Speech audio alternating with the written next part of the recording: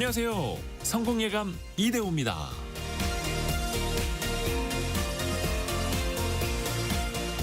우리는 종종 재능을 가진 사람이 빨리 성공할 수 있다고 생각합니다.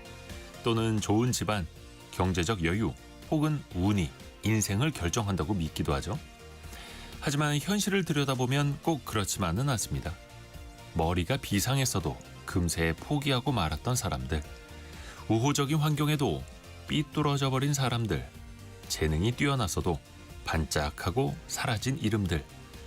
결국 차이를 만드는 건 얼마나 잘하느냐가 아니라 얼마나 오래 버티느냐입니다. 화려한 재능을 이기는 건 느리더라도 더디더라도 멈추지 않는 사람입니다. 미국의 30대 대통령 켈빈 쿨리지는 이런 말을 남겼는데요.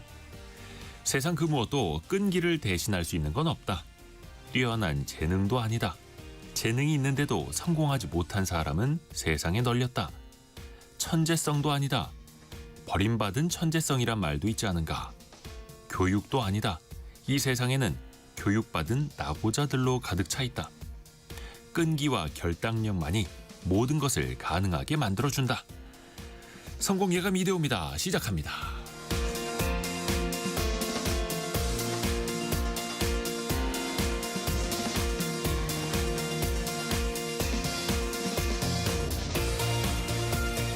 안녕하세요. 이대호입니다.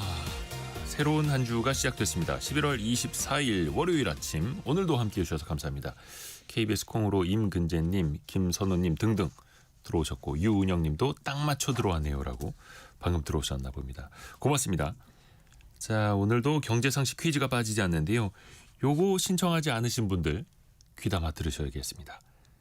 정부가요, 국민의 소비를 더 활성화하기 위해서 월평균 카드 사용액, 그러니까 지난해보다 더 많이 썼으면 일부 금액을 돌려주고 있죠. 9월부터 11월까지의 소비가 늘었으면요. 그 증가분의 약 20%를 디지털 온누리 상품권으로 환급해주고 있는데요. 한 달에 최대 10만 원, 3개월간 최대 30만 원까지 받으실 수 있습니다. 지난달에만 벌써 562만 명이 혜택을 받다고 하는데요. 1인당 평균 6만 원 정도를 돌려받았다고 합니다. 또 최근 2개월 동안 약 7조 원의 소비 진작 효과가 나타난 것으로도 분석이 되는데요. 이달 말까지 신청하셔야 됩니다. 돈을 돌려준다는 의미의 환급 프로그램, 상색 이것, 세 글자를 맞춰주시면 되는데요. 김성우 님이 온누리 상품권, 요 디지털 온누리 상품권으로 돌려드리는데 요 제도는 상생 세 글자, 상생 뭐뭐뭐, 이렇게 그 뒤에 세 글자를 맞춰주시면 됩니다. 이달까지 신청인데 요 5글자 이렇게 검색을 하시면 뭐 네이버에서도 바로 신청하실 수 있는 사이트가 앞에 나오더라고요. 자, 짧은 문자 50원, 긴 문자 100원이 드는 샵 9730이나 KBS 콩으로 참여해 주시면 되고요. 추첨을 통해서도 선물 보내드립니다. 또 KBS 콩과 유튜브는 언제든지 열려 있습니다. 성공예감 이대호입니다. 자주 검색하시면 성공이 가까워집니다.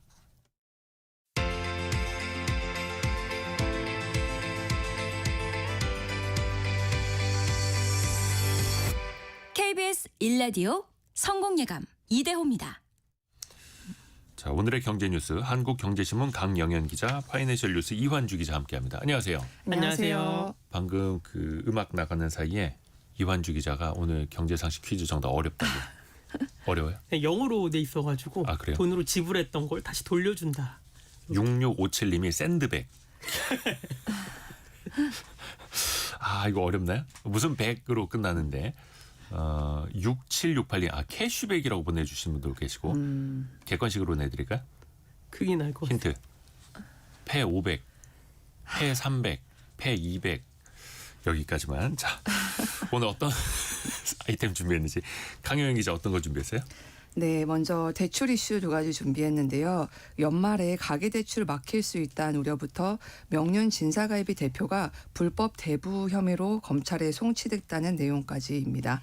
그리고 이어서 주병기 공정거래위원장이 총수일가 일감 몰아주기부터 금산분리 등에 대해서 다양한 쟁점에 대해서 입장을 밝혔는데 이 발언을 정리해 보겠습니다. 네, 그리고 이환주 기자는요? 네, 청년층의 비정규직 비중이 21년 만에 최고치를 기록을 했는데요. 또 여기에 대해서 파업 중인 학교 급식 비정규직 직원들이 이번 주 교육당국과 추가 교섭을 하기로 했다라는 소식 먼저 전해드리고요. 네. 또 이제 중고폰 사기 피해와 보이스피싱 번호 신고제라는 게 시행되는데 이 내용까지 같이 전해드리겠습니다. 네. 자, 강영희 기자가 준비한 소식. 은행들이 이제 대출 안 내줄 수 있다고요. 네, 4대 은행을 봤을 때 KB국민, 이제 신한, 하나, 우리 이제 4대 은행이요. 올해 들어서 늘어난 가계대출 총액이 7조 9천억 원입니다. 이게 금융당국에 제시출한 증가액의 한도 목표가 5조 9천억 원이었는데 이보다 훨씬 많은 상황입니다. 당국에서는 이제 유기체 대책을 발표할 당시에 하반기 가계대출 총량 증가 목표액을 올해 초에 설정했던 규모의 약 절반 정도로 줄여달라라고 이제 은행권에 요청한 바가 있는데, 네. 근데 지금까지 늘어난 이제 가계대출 이제 초과한 규모가 이미 목표의 30%나 넘어선 거죠. 그래서 이제 4대 은행 봤을 때 모두 다 개별적으로 목표를 초과한 상태입니다. 그래서 이제 은행들이 비상조치로 각 대출 창구를 닫고 있는 상황인데요. KB국민은행 같은 경우에는 일단 비대면 채널에서 올해 실행 예정인 주택 구입 자금용 주택담보대출 신규 접수를 받지 않고 있습니다. 또 다른 은행에서 KB은행으로 이제 갈아타는 타은행 대환대출 그리고 비대면 신용대출 상품도 일부 중단을 했고요. 대면 창구에서도 오늘부터는 이제 올해 실행분인 이제 주택 담보대출 접수를 하지 않기로 했다고 합니다. 또 하나은행도 내일부터 올해 실행되는 주담대 그리고 전세대출 신규 접수를 제한할 방침이라고 하고, 또 신한은행, 우리은행도 조만간 취급 중단 행렬에 동참할 가능성이 커지고 있습니다. 근데 사실 생각해 보면요. 매년 이맘때 맞습니다. 나오는 소식이에요. 거의 상반기에 대출 많이 맞습니다. 소진되고 10월쯤 가면 이제 올해 대출 너무 많이 내줬어요. 총량 규제 때문에 더 이상 못 내드릴 것 같아요라고 거의 매년 반복되는 이야기. 그럼에도 가계빚은 계속 늘어요. 네, 말씀하셨다시피 사실 초반에 좀 몰아서 하고 이제 후반에 좀 부족한 게 매년 반복되고 있는데, 네. 이럼에도 불구하고 지금 가계대출은 지난달보다 늘어날 것으로 예상이 되고 있습니다. 이번 달에요. 그러니까 5대 은행, 그러니까 아까 4대 은행에서 NH농협까지 합친 이 5대 은행의 경우에 전체 가계대출 잔액이 현재 770조 원 정도인데 이번 달에만 지금 2조 6천억 원이 불어난 거거든요. 네. 그러니까 이미 10월에 전체 증가폭을 넘어섰습니다. 특히 신용대출이 1조 3천억 원이 늘어나서 2021년 7월 이후에 4년 4개월 만에 최대 증가폭을 기록했습니다. 아무래도 이제 가계대출, 이제 부동산 그 대출 관련해서 억제 대책이 나오면서 주담대는 이제 충분히 받을 수가 없게 되니까 네. 최근에 이제 신용대출이 부동산 계약금 등의 용도로 많이 사용되고 있다라는 분석이 나오고요. 또 이렇게 신용대출을 받아서 국내외 증시의 투자 자금으로도 많이 쓰고 있다라는 분석이 나오고 있습니다. 참 어떻게 해서든 이제 자금을 또 조달하려고 또 애를 쓰는 모습들도 나타나고, 그러다 보니까 불법 사금융에 이제 손길을 뻗는 분들도 많아지고 있는데, 또 한 사례가 있어요. 명륜 진사갈비 그 가맹본부가 불법 대법 혐의로 검찰에 넘겨졌어요. 굉장히 유명한 네. 가맹본부인데요. 서울시 민생사법경찰국이 한 건데, 이 명륜 진사갈비가 가맹점주에게 고금리로 불법 대출을 한 내용이 있었습니다. 그래서 이거를 검찰청에 송치를 했습니다. 지방자치단체가 가맹본부의 대표를 불법 대부업 혐의로 검찰에 송치한 것은 이번이 처음이었는데요. 내용을 좀 자세히 보면은 이 가맹본부가 이제 명륜당인데, 명륜당이 은행으로부터 연 3% 후반에서 4% 초반의 저금리로 약 790억 원 정도의 운영 자금과 시설 자금을 대여받았습니다. 그리고 나서 이후에 특수관계인 자회사와 그리고 12개 대부업체를 통해서 창업 자금이 부족한 가맹점주들에게 연 12에서 15%의 고금리로 돈을 빌려준 혐의인데요. 이렇게 해서 약 831억 원 가량을 대부했다고 합니다. 그러니까 가맹점주는 처음에 가맹점이 돈을 빌릴 때에는 자회사나 그 대부업체 등을 통해서 하고, 상환은 가맹본부에 하도록 이제 계약을 했는데, 이런 방식으로 해서 편법으로 수취한 금액이 대출 사망금 99억 원, 그리고 이자 56억 원 등 총 155억 원에 달했습니다. 그러니까 수사 결과 그 12개 대부업체의 대표가 대부분 가맹본부의 전현직 직원 또는 협력사 직원, 또 대표의 아내 등이었다고 하는데요. 또 이 대부업자 출자자가 일부 업체를 제외하고는 가맹본부의 대표가 100% 지분을 가지고 있었습니다.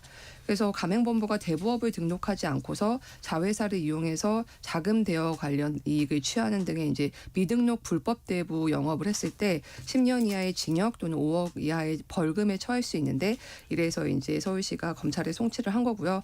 이에 대해서 일단 명륜당에서는 대부업은 합법적인 절차에 따라서 지자체에 정식으로 등록으로 운영했었다라고 하면서 법정 최고 이자율을 준수했고, 또 불법 추심 같은 이런 금지 행위를 하지 않았다, 법령을 준수해 왔다라고 설명을 했습니다. 또 이익을 목적으로 한 사업이 아니었고 예비 창업자들의 자금 부족을 해소하기 위해서 창업을 지원하기 위한 하나의 장치였다라고 해명을 했습니다. 과연 가맹점주들을 지원하기 위한 행위였느냐, 불법 사금융, 불법 대부업이냐, 이건 뭐 어찌됐든 간에 또 법정까지 이제 가게 되는 거고요. 자, 이완주 기자가 골라온 경제뉴스 또 들어볼게요. 비정규직 청년 노동자가 21년 만에 최대예요. 예, 일단 국가데이처에 따르면 8월 기준 20대, 30대 임금 근로자 중 비정규직 비율이 32%에 해당합니다. 한 3명 중 1명은 비정규직이란 뜻이고요. 또 청년 정규직이 2015년에는 612만 명이었는데 10년 사이에 59만 명이 줄어들었습니다. 반면에 이 기간은 비정규직이 44만 명 늘었습니다. 그러니까 양질의 일자리는 줄어들고 네. 비정규직이 늘어난 건데요. 이 비정규직 근로 유형에는 시간제, 일용직, 파견, 사내하청, 기간제 근로자 등이 있는데요. 특히 기간제 근로자가 가장 많이 증가를 했습니다. 이 고용주가 2년 이내에 쉽게 계약을 종료할 수 있어서요. 일자리 안정성이 굉장히 떨어지는 유형이고요. 또 대기업 같은 경우에도 여러 번 소식 전해드렸는데 이 공채를 잘 진행하지 않고 상시 채용으로 채용 방식을 바꾸면서요. 취업은 갈수록 힘들어지는데 동시에 이제 비정규직은 갈수록 늘어나고 있는 겁니다. 30대 이하 신규 채용 일자리 살펴봤더니 2023년부터 올해까지 매년 평균 10만 개 이상이 사라지고 있었습니다. 이 청년들을 노동시장 주변부로 내밀어서요. 자칫 프리터족, 특별한 직업 없이 아르바이트로만 살아가는 청년들이 늘어날 수 있고요. 이렇기 때문에 청년 고용 안정을 위한 대책 마련이 필요하다라는 조언이 나옵니다. 비정규직이라고 해서 꼭 다 나쁜 것만은 아니겠습니다만 자발적으로 좋은 일자리를 얻으려고 해도 좋은 일자리는 줄어들고 비정규직만 늘어난다면 그건 또 우리가 곱씹어 봐야죠. 학교 급식 돌봄 노동자들이 파업에 들어갔어요. 예, 맞습니다. 지난주 목요일부터 전체 교육청 공무직원 중에 약 15%에 해당하는 1만 1,400명이 근로조건 협상을 이유로 지금 부분 파업을 하고 있거든요. 네. 이 전체 36%에 해당하는 1,900개 학교가 이로 인해서 급식을 중단을 했습니다. 예, 이곳에서는 이제 밥 대신에 빵과 우유 같은 이 간식이 지급이 됐고요. 다만 이제 희망적인 거는 오늘 목요일에 교육부, 시도교육청과 이 추가 협상에 들어갈 예정인데요. 이 노동자들이 요구하는 건 이렇습니다. 이 최저임금 이상으로 기본급을 지급해달라. 최저임금 이상으로 명절 휴가비 달라. 또 방학 중에 무임금을 해소해달라라고 요구를 했는데요. 하지만 이 교육당국 같은 경우에는 기본급 7만 2천 원 인상, 명절 휴가비 5만 원 인상안을 제시를 하고요. 다른 요구 조건은 예산 문제로 수용하기가 어렵다라는 입장인 상황입니다. 만약에 양쪽의 합의에 이르지 못하면 이 노동자들은 다음 달 4일에 추가적인 파업을 예고하고 있고 이를 실행할 계획이라고 밝혔는데요. 이 학부모들 같은 경우에는 매년 이맘때 유사한 상황이 반복되는 만큼 제대로 된 대책이 나와야 한다라고 좀 걱정을 하고 있는 상황입니다. 자, 그리고 강영현 기자가 준비한 두 번째 소식도 또 들어볼게요. 주병기 공정거래위원장이 기자간담회를 가졌어요. 일단 몇 가지 한번 체크를 해보죠. 일감 몰아주기에 대해서 더 강하게 제재하겠다. 이런 입장 밝혔네요. 네, 주병기 위원장은 이제 대기업이나 중견기업을 막론하고 총수일가의 경영권 승계 과정에서 발생하는 일감 몰아주기 같이 이제 부당한 지배력 확대 행위에 대해서 보다 강력하게 제재할 것이라고 강조를 했습니다. 또 부실채권, 투자거래 등의 이제 금융 분야 그리고 식품, 의료 등의 국민 생활 밀접 업종의 부당 내부 거래는 집중 감시하기로 했는데요. 또 하나 말한 게 이제 대기업의 사익 편취 규제 회피 방지를 위해서 규제 대상 지분율 총수일가 20% 50% 이상 같은 게 있는데 이걸 판단할 때 발행 주식 총수에서 자사주를 제외하는 방안을 마련하겠다라고도 했습니다. 그리고 또 지주회사의 자회사, 손자회사 중복 상장을 억제하기 위해서 30%인 현재 상장 회사의 의무 지분율을 신규 상장 시에는 일반 지주회사와 마찬가지로 50%로 적용하는 방식을 추진하겠다고 했는데요. 이제 다만 시장의 혼란을 최소화하기 위해서 기존에 상장된 기업들에 대해서는 이제 소급 적용은 하지 않겠다라고 했습니다. 또 하나 최근에 그 AI 투자 금액도 막대하게 들어가고 있지 않습니까? 관련해서 뭐 금산분리 이야기들이 좀 나오고 있는데, 근데 공정거래위원장은 좀 반대한다는 목소리를 냈어요. 네, 이제 최태원 대한상의 회장 등을 비롯해서 이제 재계에서 금산분리 완화 요구에 대해서 완화를 요구하고 있는데, 이에 대해서 이제 주 위원장이 다양한 시각에서 논의가 이루어져야 하는데 일종의 민원성 논의가 주를 이루고 있어서 상당히 불만이다, 이렇게 지적을 했습니다. 서구에서 100년 된 규제를 개별 사안이나 몇 개 회사의 민원 때문에 바꿀 수는 없다라고 좀 강하게 말을 했는데요. 그래서 경제력 집중이나 독과점 폐해 등의 부작용을 최소화하면서 사회적 공감대를 바탕으로 접근해야 한다라고 하면서 이제 금산분리 완화에 대해서 신중론을 펼쳤습니다. 그리고 국내 대기업들이 본업인 제조업보다 벤처 투자 등의 문어발식 확장에 관심을 두고 있다라고 비판을 하기도 했는데, 그러니까 한국 경제가 중요하게 생각해야 되는 건 제조업 같은 본업에 충실한 것이라는 겁니다. 그래서 기업들이 투자 회사를 만들어서 손정희 소프트웨어뱅크 회장처럼 여기저기 투자를 하는 거는 바람직하지 않다라고 지적을 한 건데요. 그리고 또 현행 규제가 기업 성장을 저해하고 있다는 재계의 주장에 대해서도 반박을 했습니다. SK 하이닉스나 삼성 반도체 같이 모든 기업이 현재의 규제 체제 속에서 기술 성장을 거듭했다라고 하면서 공정거래법에 따른 경제적 강자에 대한 견제력이 있었기 때문에 한국 경제가 이만큼 발전할 수 있었다라고 강조를 한 겁니다. 물론 이제 규제 당국의 수장이다 보니까 네, 발언이 본인의 본업에 맞는 이제 언급을 한 거겠습니다만, 기업들의 본업이 과연 제조만 있는 것인가? 이거는 좀 다시 한번 생각을 해봐야죠. 지금 시대에 맞게. 네. 배달앱 수수료도 지적을 했어요. 네, 소상공인 자영업자의 수수료 부담이 심각한 배달앱 분야에 대해서 이제 과도한 중개 수수료, 그리고 일방적인 배달비 부담에 대해서 좀 더 적극적인 제도 개선이 필요하다라고 발언을 한 건데요. 그러니까 수수료에 한정된 특별법 형식으로 제도를 개선할 계획이라고 밝혔습니다. 그러니까 자영업 시장이 한국 경제에서는 이제 중요한 소득 분배 채널이라는 게 현실인데, 그렇기 때문에 이제 최저임금제와 같이 강력하게 가격을 제한하는 처방도 충분히 고려할 수 있다라고 강조를 한 겁니다.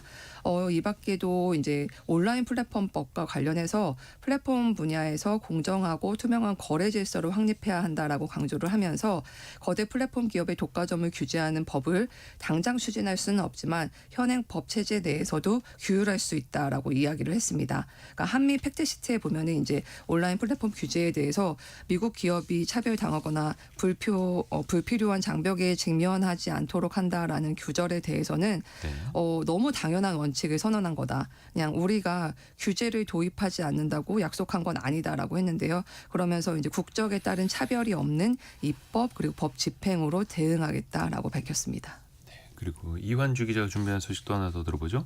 중고폰 사기 여전히 많아요. 예, 맞습니다. 한국소비자원에 따르면 월 평균에 10건 정도였던 중고 스마트폰 관련 피해 구제 건수가요, 이달 들어 53건으로 최근 들어서 급증하고 있는데요.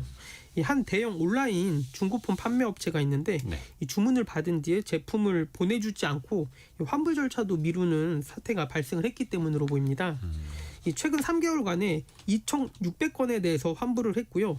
이달 내에 정상화하겠다라는 게 해당 업체의 설명인데, 이 피해 복구가 이루어질지 그리고 추가 피해가 얼마나 나올지는 살펴봐야 될 것 같고요. 이 소비자원은 피해 확산 방지를 위해서 이 해당 사업자의 위법 행위를 관할 지자체에 통보를 하고 일단 시정을 요구한 상태입니다. 네. 또 이외에도 중고 스마트폰의 품질 관련 피해 사례가요, 한 44%로 가장 많았고, 방금 얘기했던 것처럼 돈을 입금을 했는데 배송을 해주지 않거나 청약을 거부하는 등 계약 관련 사례도 한 40% 정도 됩니다. 그리고 한 평균 피해 금액이 한 중고폰으로 인해서 한 50만 원 정도 됐고요. 혹시나 이 중고 스마트폰 구매하시는 분들은요, 이 판매자의 신원정보, 전화번호 같은 거 조회해 보시고, 또 반드시 현금 거래하지 마시고 이 신용카드 거래를 이용하는 편이 나중에 문제가 생겼을 때 취소할 때 도움이 됩니다. 자, 그리고 여전히 보이스피싱 전화 참 많이 오는데 이걸 개개인으로는 차단을 할 수 있지만 그 번호로 또 다른 사람한테 걸 거 아니에요. 이걸 이제는 10분 내로 해당 번호를 없애버릴 수 있어요? 예, 새로운 제도가 도입되는 건데요. 네. 이 경찰청이 국내 이동통신 3사, 이 삼성전자와 협력 체계를 구축을 해서요. 이 기존에는 신고를 해도 2일가량 걸렸는데 이거를 10분으로 대폭 단축을 시켰습니다. 이 전체 보이스피싱 범죄의 약 75%가요. 최초 민기 문자나 전화 수신 후에 24시간 내에 발생을 하는데 네. 이 종전에는 신고를 해도 2일가량 걸렸기 때문에 이 24시간 내 피해가 많이 발생을 했거든요. 그 사이에 그 보이스피싱 일당은 같은 번호로 수백 명에게 전화 걸어서 몇 항을 이제 해먹고 마는데, 그렇죠? 예, 맞습니다. 그래서 이제 10분 내에 차단이 되니까 앞으로 차단된 번호는 추후에 전화를 걸려고 하거나 문자를 보내는 게 원천적으로 막히고요. 또 미끼 문자를 받은 사람이 나중에 이제 확인을 해도 안 된다라는 뜻이고, 또 접수된 신고를 기반으로 일정 기준을 충족한 번호만 차단되기 때문에 이 정상 이용자의 번호가 막히는 경우는 거의 없을 거라는 게 이제 경찰의 설명이고요. 또 실제로 경찰이 긴급 차단 제도를 통해서 이 번호를 차단을 했더니 이 또 다른 피해자에게 연락을 하던 보이스피싱 번호가 이 순간적으로 차단이 됐다라고 설명을 하기도 했습니다. 그러면 그 보이스피싱 번호를 어떻게 차단하는 거예요? 예, 일단 삼성 핸드폰 같은 경우에는요. 네. 피싱 의심 번호를 길게 누르거나요. 통화 내역을 선택한 뒤 피싱으로 신고 버튼을 누르면 바로 신고를 할 수 있고요. 네. 또 아이폰 같은 다른 기종 같은 경우에는 통합 대응단 사이트라는 곳이 있는데요. 이곳에서 의심 번호를 신고할 수 있습니다. 저도 방송 끝나고 한번 더 해봐야겠네요. 이게 언제부터 되는 건지? 바로 이제 된다는 거예요? 예, 바로 오늘부터 이제 시행이 되게 됐습니다. 좀 많은 분들에게 이제 도움이 될 수 있길 바라겠습니다. 파이낸셜 뉴스 이환주 기자 그리고 한국경제신문 강영현 기자 함께했습니다. 고맙습니다. 감사합니다. 감사합니다.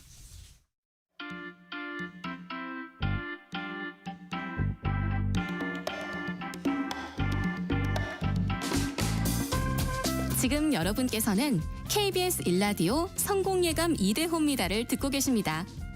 프로그램에 참여하신 청취자 여러분께는 추첨을 통해 아름다운 식탁 창조 주비푸드에서 뿌리 담은 리얼 생와사비를, 쉽고 빠른 판촉물 제작 시너지 기프트에서 고속 충전 마우스패드를, 그리고 성공예감에서 준비한 커피 쿠폰을 보내드립니다.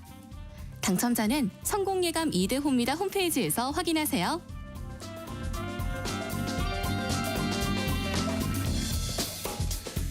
경제상식 퀴즈 한 번 더 나갑니다. 지난해보다 카드 소비를 늘리면 일정 부분을 돌려주고 있죠. 그 디지털 온누리 상품권으로 정부가 돌려주고 있는데요. 환급 프로그램 한시적으로 시행을 하고 있습니다. 상생 세 글자 이렇게 총 5글자인데요. 소비자가 더 쓴 금액의 약 20% 월 최대 10만 원까지 돌려받을 수 있는데요. 또 소상공인들의 매출도 좀 늘려드리려는, 돈이 더 잘 돌도록 하려는 그런 정책적인 목적도 있죠. 자, 마케팅용으로도 많이 쓰이긴 합니다만 지불한 금액을 되돌려준다라는 그 세 글자를 맞춰주시면 됩니다. 0884님 저는 10만 원 받았음 이렇게 보내주셨고요. 1712님 지난달에 7천 원 돌려받았어요 라고. 사실 뭐 7천 원도 이게 못 받는 것보단 낫습니다. 왜냐하면 이거 모바일로 그 자기 인증서 있을 때 신청을 하는데 한 3분도 안 걸리더라고요. 그 정도 이제 시간 투입해놓고 요 정도 받을 수 있다면 참 좋죠. 근데 5673님은 신청했는데 꽝이에요. 작년보다 소비를 더 늘리셨어야 했는데 그게 없었나 봅니다. 정지영님 연속 2달 10만 원씩 환급 받았어요. 작년에 비해서 아이들 학원비 지출이 너무 늘었어요. 유유 이렇게. 환급을 받으셨습니다만 또 지출이 늘었다는 생각에 마음 한구석이 또 답답하시긴 하죠.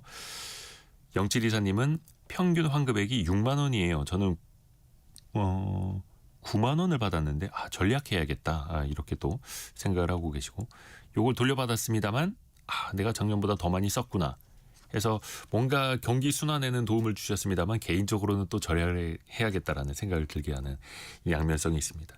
그 정답 세 글자 보내주시면 됩니다. 2891님이 10만 원 받았는데 어디서 써야 하는지 궁금해요 라고 보내주셨거든요. 그런데 7588님의 답을 보면 알 수 있습니다. 지난달에 5만 7천 원 받아서 재래시장에서 사용했어요 라고. 3902님은 약국에서 사용했어요. 잘 듣고 있습니다. 또 이렇게 보내주셨고요.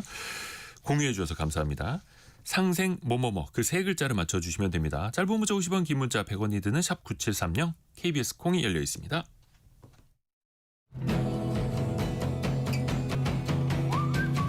오늘의 움직임에 주목하고 세상의 흐름을 놓치지 않습니다. 여러분의 내일을 응원하며 성공의 열쇠를 함께 찾아갑니다. 성공예감 이대호입니다. 연말정산 미리미리 준비해 놔야 됩니다. 올해 안에 소비라든지 공제 항목 등에 내가 지출을 해야 연말정산을 또 제대로 잘 챙겨서 할 수가 있겠죠. 오늘은 부동산과 금융상품에 대해서 또 이야기를 나눠보겠습니다. 누리세무그룹 김철훈 세무사와 함께합니다. 안녕하세요. 안녕하세요. 김철훈 세무사입니다.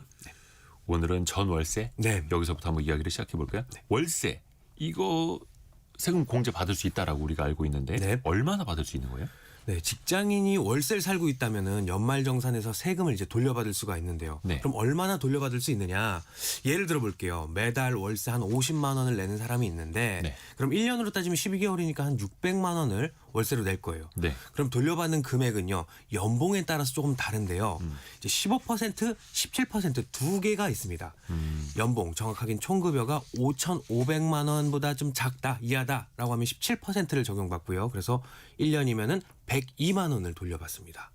그리고 연봉이 5,500만 원에서 8,000만 원 사이다. 라고 하면 조금 줄어들어서 15%를 적용받아서 90만 원을 돌려받아요. 그래서 월세 50만 원이라고 한다면은 연말에 한 90만 원에서 102만 원 정도의 세금을 돌려받는 효과가 있어요. 이게 거의 두 달치 월세네요. 두 달치 월세요. 꽤 큽니다. 네. 다만 이제 무한대로 되는 건 아니고 여기엔 한도가 있습니다. 아하. 연간 월세액이 1,000만 원까지 한도로 해서 돌려받을 수가 있습니다. 그래요. 근데 요거는 그러면은 이제 세액 공제 형식이 되는 거네요. 네, 맞습니다. 낸 세금 그 자체를 이제 돌려받는 거니까. 예. 근데 혹시나 나는 아파트가 아니라 빌라 사는데 나는 오피스텔 살고 있는데 이런 분들도 다 가능합니까? 네, 조건만 맞는다면 다 가능하세요. 실제로 법 문구에서는요. 네. 이제 주거용 오피스텔도 포함하고요. 심지어는 고시원까지도 포함을 한다는 문구가 있습니다. 다만 이제 지켜야 될 게 주택의 규모라든지 가격 조건은 좀 있는데요. 네. 예를 들어서 전용 면적 85제곱미터 이하이다거나 아니면 기준 시가가 4억 원 이하여야 되고요. 기준 시가 4억 원 이하여야 한다. 네, 주택이요. 그리고 계약서상 주소지랑 그리고 본인이 살고 있는 주민등록 등본상 주소지가 같아야 돼요. 그리고 월세로 살고 있어야 되는 건 당연하겠고요. 집을 소유하고 있지 않은 무주택 세대여야 이 혜택을 받을 수가 있습니다. 그리고 월세 계약을 체결도 본인이나 아니면 기본공제 대상자가 해야 되고 실제로 그 주택에서 거주를 해야 됩니다. 그리고 이제 적용을 받으려면 필요한 서류는요. 주민등록 등본, 그리고 임대차 계약서 사본, 그리고 내가 월세를 지급했다라는 증빙 서류가 되는 뭐 계좌이체 영수증이라든지 아니면 무통장 입금증 등이 필요하니까는 준비를 해 주셔야 될 것 같습니다. 그러니까 월세 세액 공제는 되지만 너무 큰 집이나 비싼 집은 네. 안 해준다. 네. 이런 거네요. 전세의 경우는 어떻습니까? 전세는. 네, 월세만 혜택 주면 안 되겠죠. 전세도 혜택을 줘야 됩니다. 그래서 이거에 대한 소득공제가 있는데 이름이 좀 길어요. 주택 임차 차입금 원리금 상환액 소득공제라는 건데요. 항상 어려워요. 네, 깁니다. 네. 쉽게 말해서 네. 전세 보증금 마련하기 어렵잖아. 그래서 대출을 받아서 만약에 살고 있다. 전세자금 대출을 받았다면은 그 원금이랑 이자 갚는 거에 대해서 소득공제 해주겠다라는 거예요. 그럼 얼마나 해주느냐? 내가 1년 동안 상환한 원금과 이자, 원리금의 40%를 소득에서 공제를 해줍니다. 예를 들어서 전세자금 대출을 이용해서 1년 동안 원금과 이자를 한 300만 원을 상환했다고 가정을 하면은 그 300만 원의 40%인 120만 원이 소득공제가 가능한 금액이에요. 다만 이제 연간 최대 한도는 400만 원까지 공제가 가능하고요. 네. 마찬가지로 이것도 조건이 있어요. 이제 대출받은 사람은 근로자, 직장인이어야 되고요. 그리고 12월 31일 기준으로 무주택 세대의 세대주여야 합니다. 그리고 마찬가지로 주택의 크기는요. 국민주택 규모 85제곱미터 이하에 하고요. 네. 그리고 이 대출 받았다라는 게 전세 자금으로 썼어야 됩니다. 그래서 이걸 어떻게 증명하느냐? 입주한 날로부터 전후 3개월 동안 발생했던 대출에 대해서 아하. 이 혜택을 줍니다. 마찬가지로 이 혜택을 받으려면 준비해야 되는 서류는요. 뭐 대출금을 갚았다라는 대출금 상환 내역 증명서를 은행에서 받아야 되고요. 그리고 주민등록 등본과 이거 전세 임대차였다는 걸 확인하기 위해서 임대차 계약서 사본도 준비하셔야 되고요. 마찬가지로 원리금 상환을 했다라는 뭐 계좌이체 영수증이라든지 이런 증빙 서류가 필요합니다. 증빙 서류가 좀 많기는 합니다만 그래도 공제 받아야죠. 맞습니다. 근데 월세는 아까 세액공제 그러니까 낸 세금을 바로 돌려주는 거고 네. 전세 같은 경우에는 소득공제예요. 그러니까 이 사람의 소득 수준에 따라서 적용되는 세율이 또 다를 거란 말이에요. 예, 맞습니다. 세액공제와 소득공제 그 방식이 다른 건 왜 그런 거예요? 네, 이름이 비슷하죠. 소득공제, 세액공제. 근데 먼저 소득공제를 설명드리면요. 이건 네. 내가 번 소득에서 미리 어떤 비용이나 지출들을 빼주는 거예요.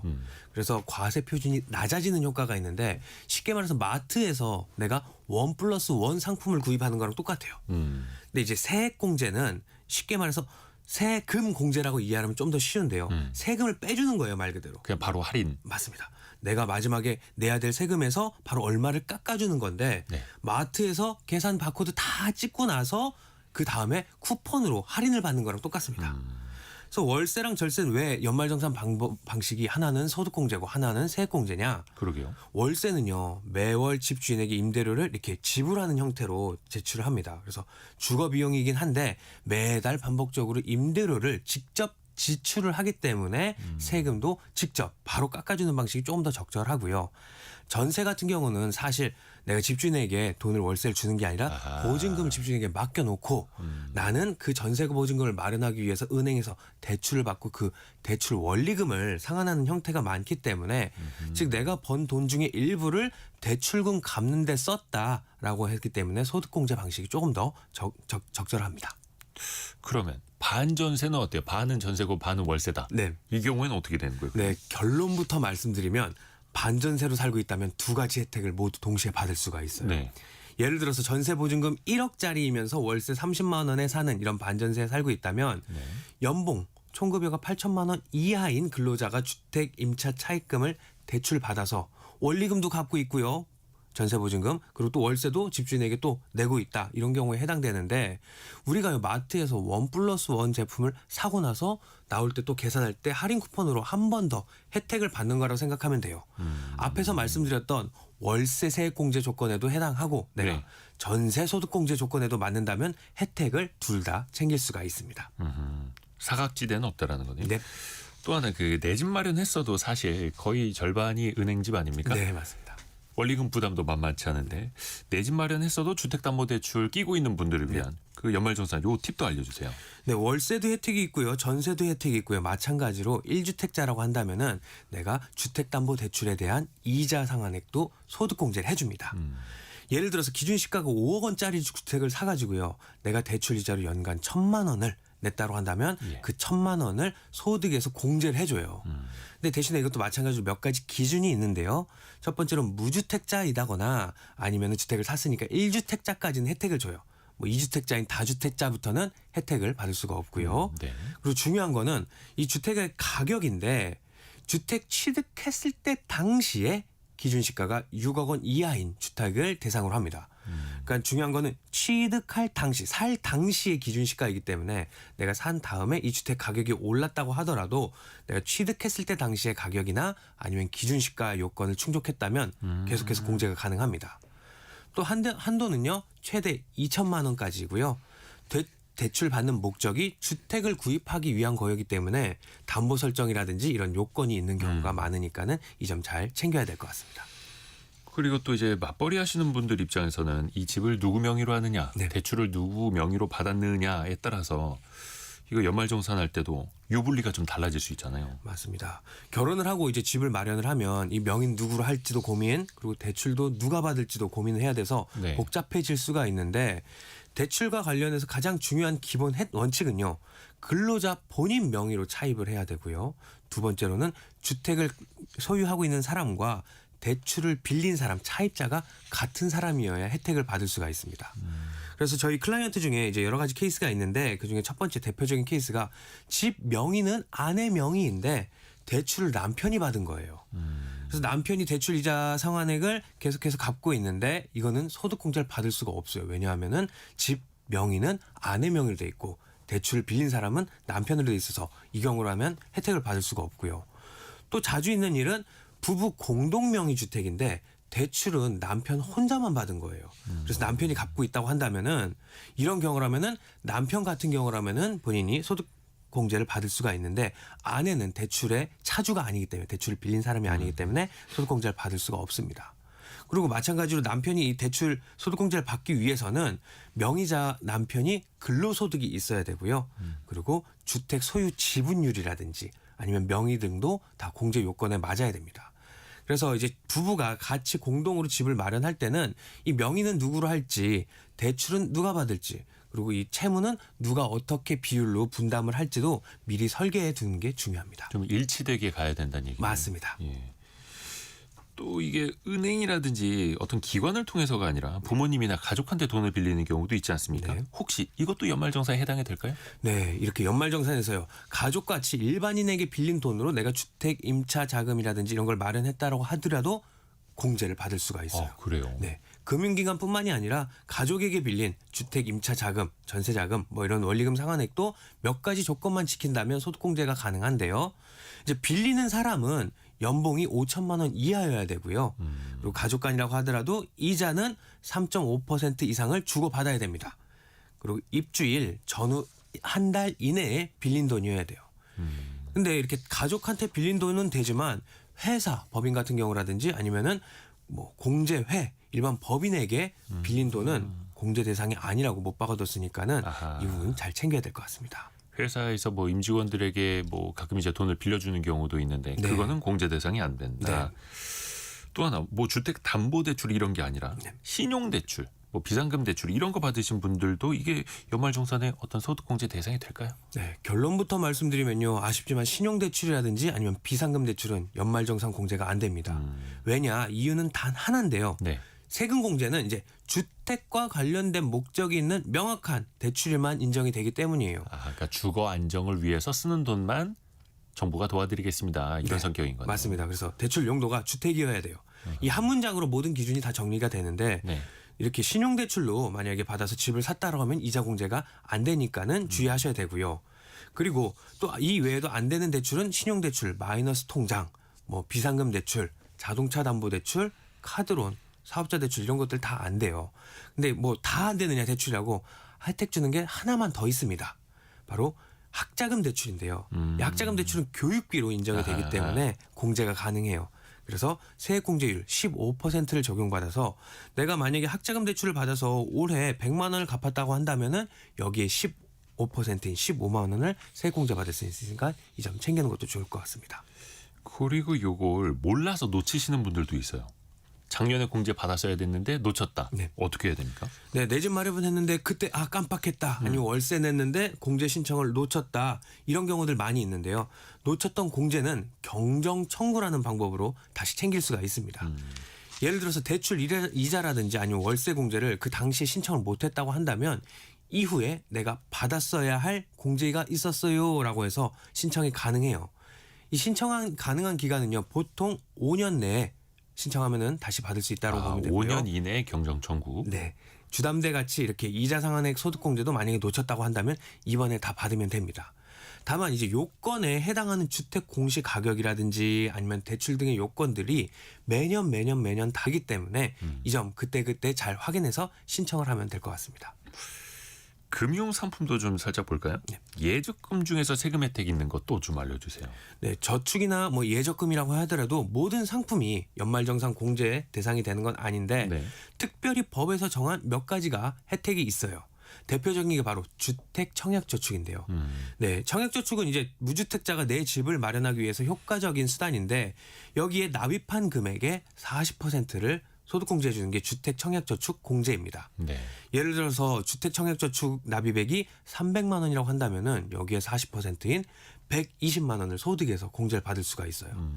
네, 이렇게 주택 청약저축 납입액에 대해서 소득공제를 받기 위해서는 무주택 세대주여야 되고요. 그리고 연봉 같은 경우는 7천만 원 이하, 그리고 본인 명의로 가입을 해야 된다는 조건이 있는데 또 처음에 소득공제 신청할 때는요. 청약저축을 가입한 금융기관에 난 주택이 없어요라는 무주택 확인서도 제출을 해야 됩니다. 그리고 또 이번 2024년 기속 연말정산부터는 소득공제 대상 연 납입액 한도가 300만 원으로 기존보다 60만 원 더 올라갔고요.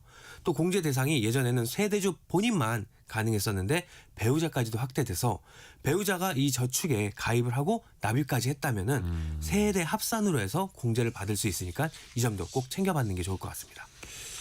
잊지 마셔야죠.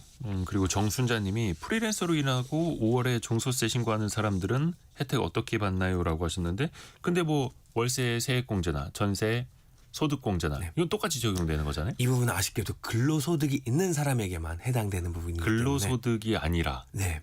사업소득, 프리랜서 이런 분들은 혜택을 일반적으로는 받을 수가 없어요. 이거는 딱 근로자를 위한, 근로소득이 있는 사람들을 위한 혜택이기 때문에 요 점도 꼭 챙겨야 될 것 같습니다. 똑같이 월세, 똑같이 전세 살고 있는데 네. 근로소득이 있는 사람은 공제해주고 네. 기타 소득이나 사업소득인 사람은 안 된다. 네, 여기서 좀 안타깝죠. 그래요? 이건 저도 몰랐네요.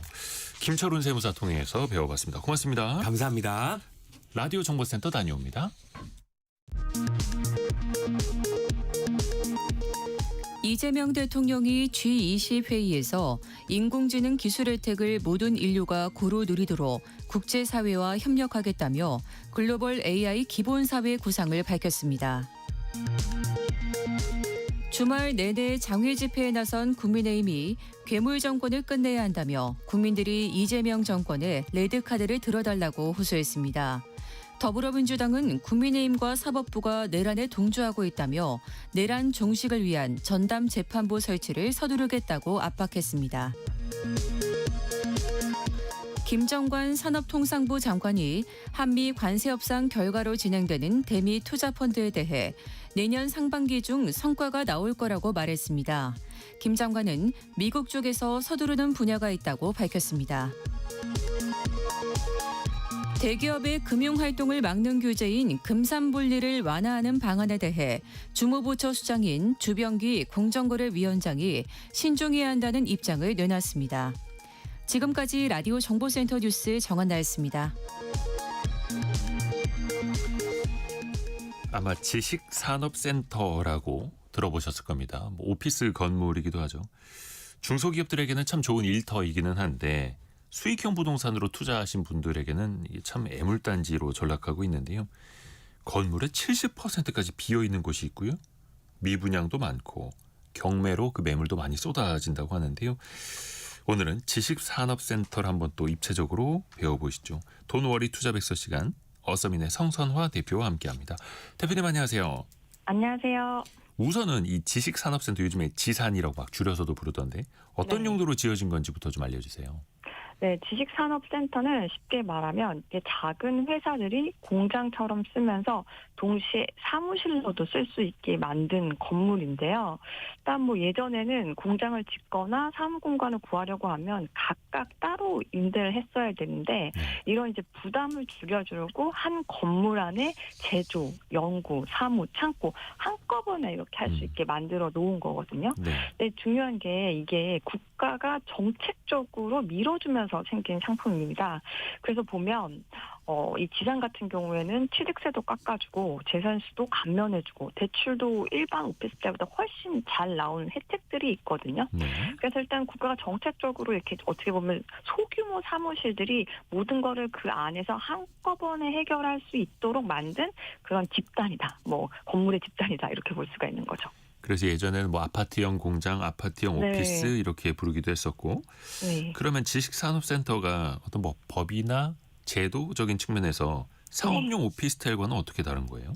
일단 이게 그냥 지식산업센터 이름만 들으면 정확하게 감이 안 오실 텐데 저도 3, 4년 전에 한참 지산 붐이었을 때 부동산 발품으로 지산을 많이 다녔었거든요. 근데 가보면 딱 느낌이 옵니다. 이게 상업용 오피스텔과는 완전히 다르구나. 왜냐하면 지산 같은 경우에는 특정 지산 같은 경우에는 어떻게 보면 창고라든지 주차장의 가운데 있는 경우도 있고요. 네.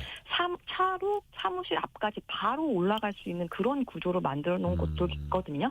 그러니까 이제 상업용 오피스텔이라고 하면 우리가 흔히 볼 수 있는 오피스텔이기 때문에 우리가 거기에 사실 주거용으로 쓰기도 하고 상업용으로 쓰기도 하잖아요. 그냥 오피스텔인데 이 지산 같은 경우에는 작업장, 창고 이런 기능들이 한꺼번에 있기 때문에 생김새 자체가 확실히 다르다고 할 수 있고 아까 말씀드렸던 그런 각종 혜택들도 차이가 있기 때문에 일단 이름 비슷하게 느껴질 수 있겠지만 그리고 같은 오피스라고 할 수 있겠지만 명백히 다른 차이점이 큽니다. 그렇죠. 그래서 그 지식산업센터에 가보면 엘리베이터에 네네. 거의 뭐 한 차 두세 대 들어갈 정도로 큰 네, 그런 맞아요. 엘리베이터도 있고요. 네. 근데 그 오피스 분야는 조금 뭐 공실률이라든지 좀 회복이 된다는 게 있다고 하는데 네. 지식산업센터 여전히 미분양도 많고 네. 경기가 훨씬 더 안 좋다면서요? 어떤 차이예요, 이거는? 일단 좀 데이터를 보니까 이제 오피스 시장 분위기는 좀 회복세를 보이고 있거든요. 네. 알스케어 3분기 리포트를 보면 서울 기준으로 상업용 오피스 매매 지수랑 거래 규모는 정상화되는 그런 흐름을 보이고 있는데 일단 지식산업센터는 상황이 정말 그 반대이거든요. 근데 제가 봤을 때 가장 큰 이유는 저도 그때 현장에 가면서 느꼈지만 지식산업센터는 한 번 지으면 규모를 굉장히 크게 짓는 경우들이 많고 네. 한때 이제 대기업 건설사들이 지사를 짓는데 많이 뛰어들었었는데 네. 그때 거의 규모가 한 10,000세대 정도? 그런 것들이 서울 플러스 인근에 굉장히 많이 생겼었거든요. 네. 그래서 일단 수요층을 사실 말씀드렸다시피 지사는 입주를 하려고 하면 모든 업종이 다 입주를 할 수 있는 게 아니라 뭐 제조업이라든지 IT라든지 뭐 디자인, 온라인 판매업이거든요. 사실 저도 이게 어떻게 입주하면 되는지를 좀 알아봤었어요. 네네. 근데 입주가 안 되더라고요. 왜냐하면 이게 특정한 업종만 할 수 있게끔 정부가 정해놨기 때문에. 그러니까 공급은 굉장히 많은데 수요층은 굉장히 좁다 보니까 현재 이제 공실이 나는 그런 상황이 생긴 거죠. 아이고. 1090님이 이건 오래전부터 끝난 건물 아닌가요? 또 이렇게도 글을 올려주셨는데 네. 그래서 그 지식산업센터 물건이 경매로도 많이 넘어간다면서요? 얼마나 많아요? 와, 저도 사실 보니까 이제 모든 어떤 부동산 시장의 바로미터가 이제 경매 시장이라고 할 수가 있는데 지금 지식산업센터 경매 물량이 굉장히 급증을 했습니다. 이제 지식산업센터 114 자료를 보면 올해 3분기 기준으로 수도권 지산 경매 건수가 전 분기보다 40%나 늘어서 한 800건 정도가 되는 거거든요. 이 정도면은 사실상 거의 역대 최고 수준으로 물량이 늘어난 겁니다.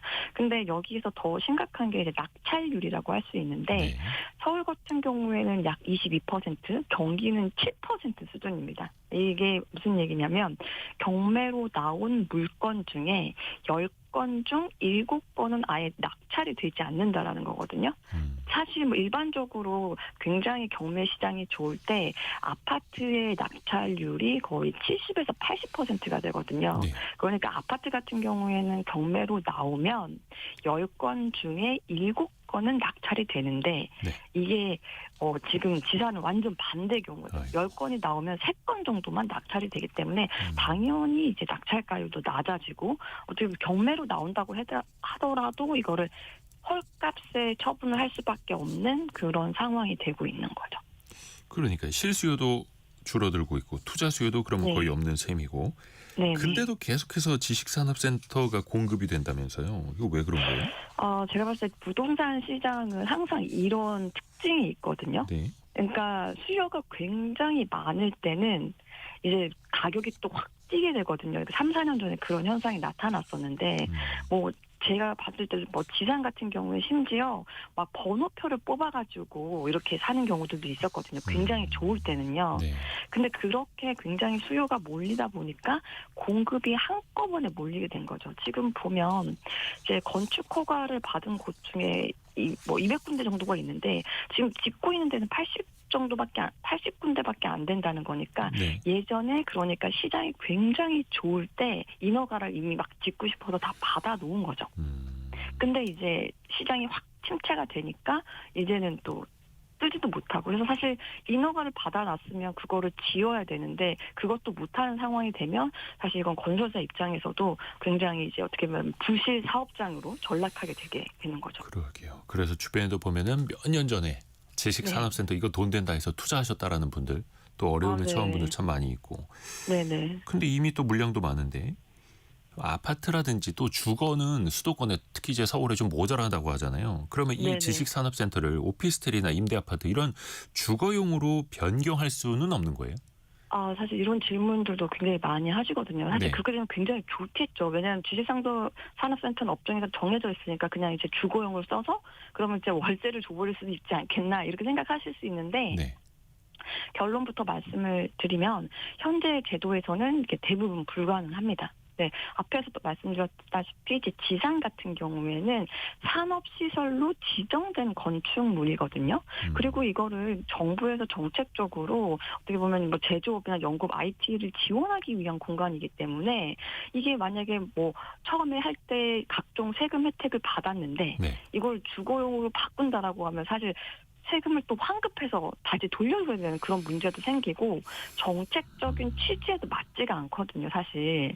근데 이제 특정한 한 경우에 있어서는 가능한데 이제 그게 입주 기업 직원들을 위한 기숙사 용도로는 변경이 가능합니다.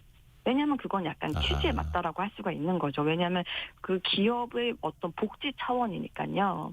그래서 일부 지상 같은 경우에는 사실상 이런 식으로 공실이 생겼을 경우에 이 입주 직원을 위한 어떤 기숙사다. 이렇게 해가지고 이렇게 좀 변경하는 경우들도 있는데 이것도 사실은 이제 좀 암암리에 이루어지는 경우고 또 원체 이런 문제가 조금 심각해지다 보니까 일부 지자체에서는 조례를 바꿔서 이제 지산에 입주할 수 있는 업종을 조금씩 확대하려는 그런 시도는 진행이 되고 있습니다. 그러게요. 또 이게 단순히 돈 된다라고 해서 또 몰려갔던 분들 지금 또 후회하시는 분들도 많고 그래서 이어지는 네. 소송도 많다고 하는데 네네. 항상 그 종합적으로 미리미리 또 살펴보시는 습관 또 그래서 오늘 이 시간도 이제 마련을 한 거고요. 어서민의 성선화 대표 통해서 들어봤습니다. 고맙습니다. 네, 감사합니다. 감사합니다. 성공예감 이대호입니다. 벌써 1부 마칠 시간인데요. 오늘 증시는 코스피 코스닥이 좀 엇갈리고 있고요.